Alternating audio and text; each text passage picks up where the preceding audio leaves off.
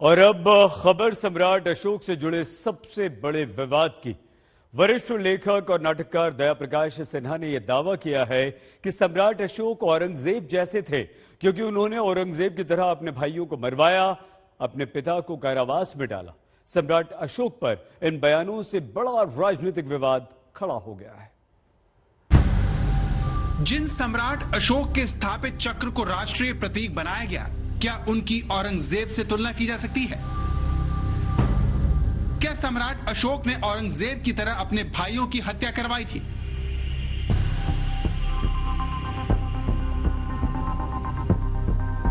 अखंड भारत के निर्माता माने जाने वाले सम्राट अशोक पर इन सवालों की वजह पद्मश्री से सम्मानित दया प्रकाश सिन्हा है।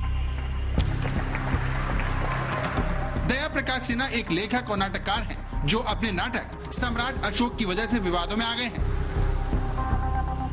एक इंटरव्यू में दया प्रकाश सिन्हा ने कहा कि जब मैं सम्राट अशोक पर नाटक लिख रहा था तो रिसर्च के बाद बहुत ही आश्चर्य हुआ कि सम्राट अशोक और मुगल बादशाह औरंगजेब के चरित्र में बहुत समानता थी।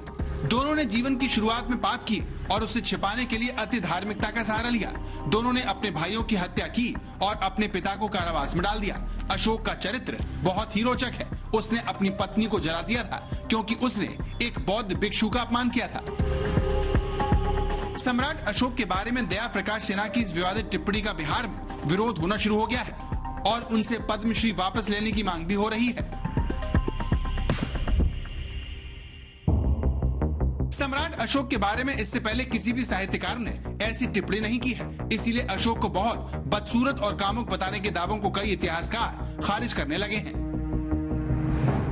सम्राट अशोक की तुलना औरंगजेब से करना अत्यंत ही हास्यास्पद प्रतीत होता है।